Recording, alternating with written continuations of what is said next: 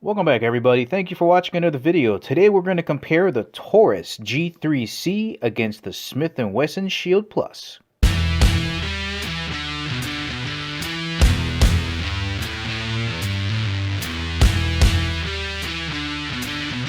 And if you haven't had a chance to see the video comparisons I did with the Taurus G3C and the SIG P365XL, I'll leave a link for it right up here. But today is all about the Taurus and the Smith & Wesson. Now, you would think there's a huge price difference between these two, but they're pretty similar. Taurus coming in at right around $400, and the Shield Plus anywhere between $450 and $500. So really only a $50 difference between these two. And I gotta tell you, just by gripping onto these, this feels like you're grabbing onto like a samurai sword. Well, this might be like a butter knife. Let's have a closer look. Let's start off by looking at the sights that come with these two pistols. So the Smith & Wesson Shield Plus, just a simple 3-dot setup, right? You got two in the rear, one in the front. These are not night sights, so they don't glow at all. The front sight is driftable. Just be careful. You don't really want to mess around with this rear sight. But what I want to point out back here, not optics ready. So it costs $50 more, but you don't pick up that optics ready capability. Now, they do have a performance center version. It's got a little bit longer barrel length, by about an inch, I think. Fiber optic front, and it is optics ready, but that costs more money. And that's why I think the Taurus is a better value, because it is optics ready. And they give you these 4 adapter plates that will fit just about any micro red dot out there. So great flexibility, great value. And the Taurus has very simple sights that come with it. It's just a black dot rear with a squared off U-notch and a white dot in the front. The big thing about these is that they're Glock compatible. So if you're a Glock guy and you got some extra sights lying around, you just get your drift tool, punch it out, and you're set to go. So you can get taller sights for co-witnessing. You can get night sights. Huge market out there for sights. So I would say advantage Taurus. All right, let's have a look at the slides from the top view here. And I just want to show you just how slick and slender the Smith looks compared to the Taurus. I mean, it looks a little bit deceiving because the Smith has a little bit of milling here, round milling on the slide. But man, that is some slickness for the Smith & Wesson, and that's why I'm telling you guys, this feels like a samurai sword when you're grabbing onto it.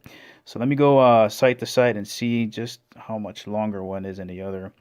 Maybe the Taurus is a smidge longer in length, but man, look at the thickness difference on those slides. That Smith, I'm telling you.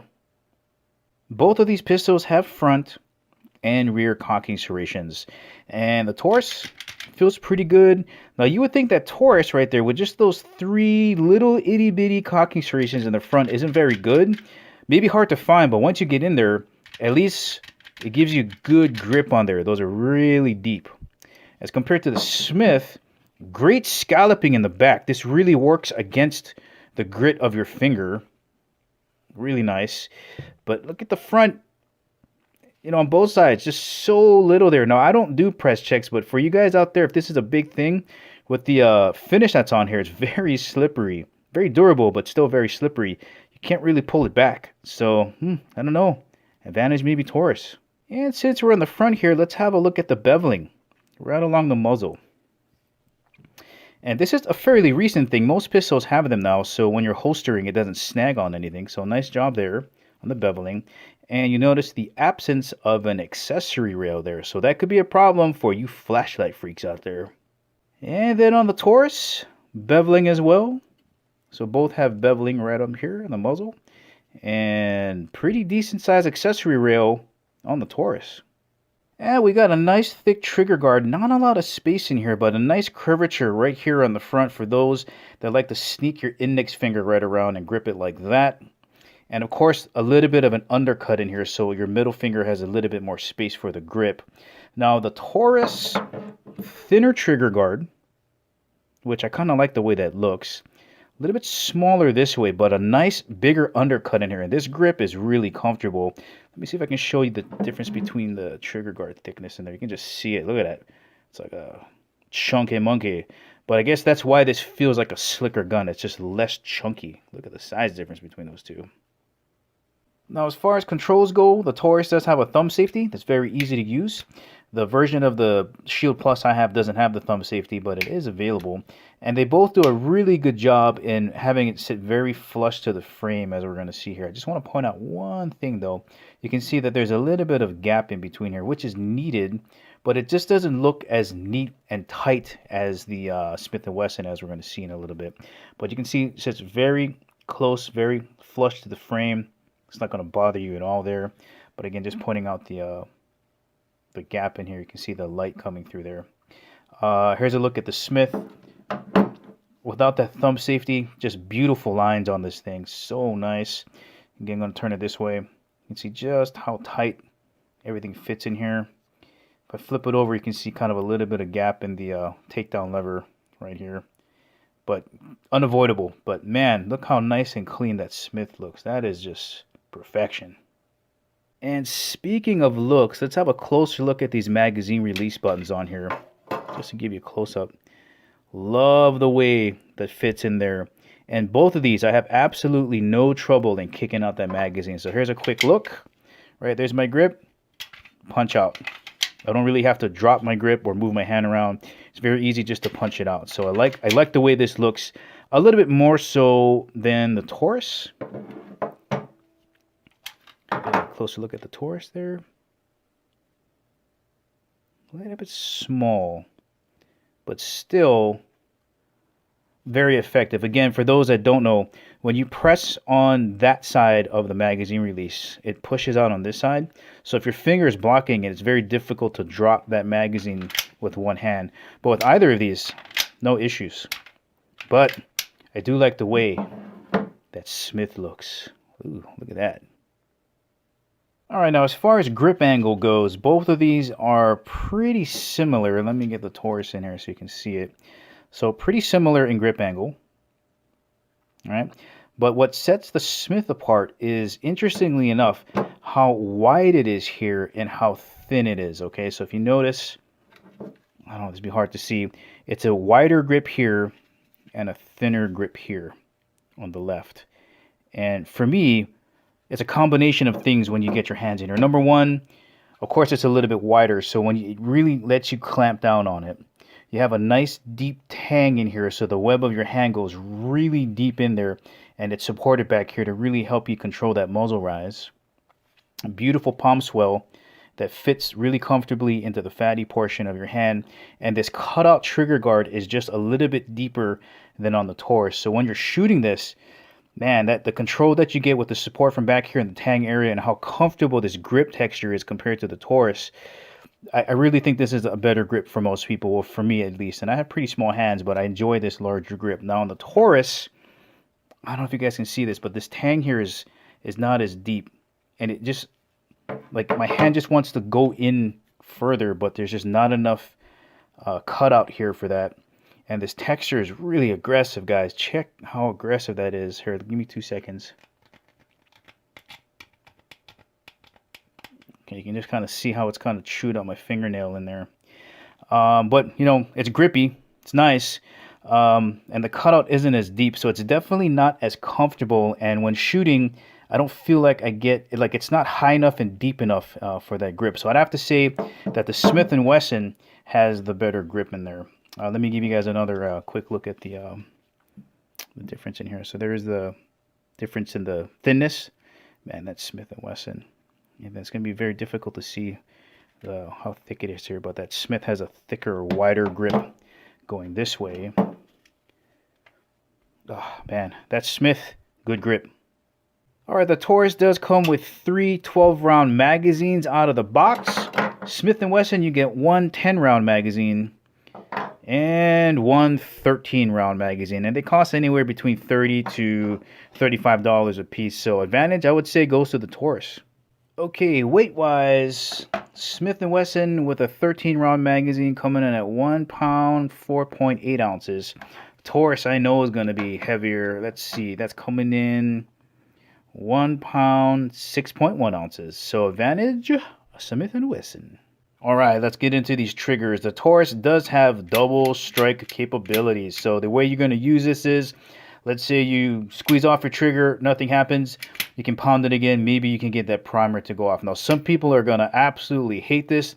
Some people are going to love it. But it's a capability that the Taurus has that the Smith doesn't. All right, as far as Taurus striker fire triggers goes, this is probably one of the best ones I've had the pleasure of shooting. So both of these have the safety in the trigger here. So again, if you're not familiar, this won't be able to pull unless you get your finger right on there, and that releases it that way. So here's a look at the trigger behavior. Okay, there's a lot of take up. There's so much take up here, but it is very smooth. And once it hits the wall, I mean, there's not much left back there, but once it gets there, check this out. There's no creep in there. I'm really going to try to go slow here. No creep. It just wants to break. Okay, here's the reset. I mean, it doesn't really have far to reset. Right there. Again, back on it. No creep, okay? One more look at that. Okay, boom, wall. Squeeze. Okay, here's a look at the reset. Very short reset. And no creep there. Not bad, Taurus. Let's have a look at the shield.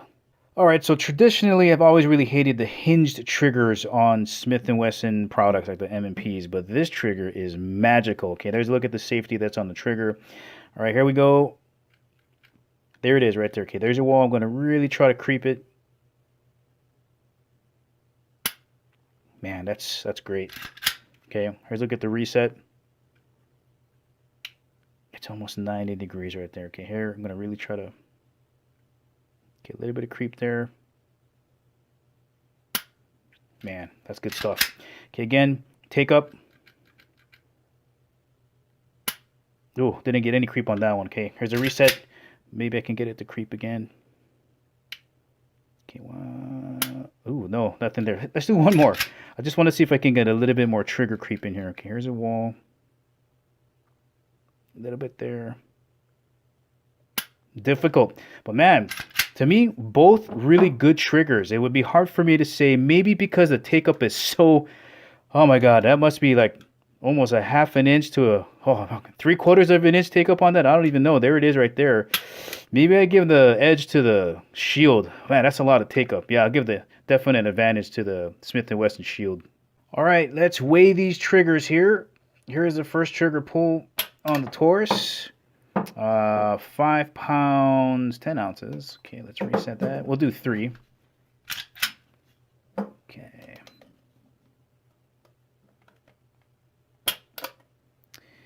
And 5 pounds, 14.5 ounces. All right, last pull, Taurus G3C.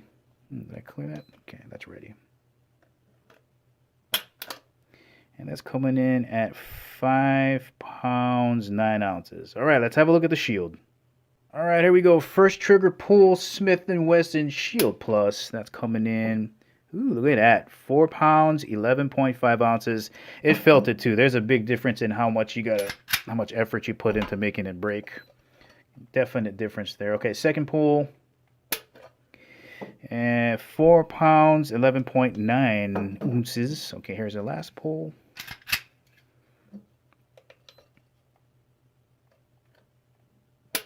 Okay, coming in 4 pounds, 12.7 ounces. That is a nice trigger, guys. All right, guys, so what are we thinking over here? We got a great budget option from Taurus, just about $400. You get 3 12-round magazines. It's optics ready. The trigger's pretty decent. You have an accessory rail for those of you who like to put flashlights on it versus $50 more for just an incredible pistol. Thin, easy to shoot. Man, does that look beautiful. But it is $50 more for one less magazine, no accessory rail, and not optics ready. I got to tell you, for me, I would probably spend the extra $50 and go with the Smith & Wesson Shield Plus. And maybe if I wanted to go with the optics ready, I may go with a little bit longer barrel length and optics ready with the Performance Center version. But I would take it just like this over the Taurus. But there's no doubt that the Taurus is the better value. Guys, thank you for watching. I'll catch you in the next video.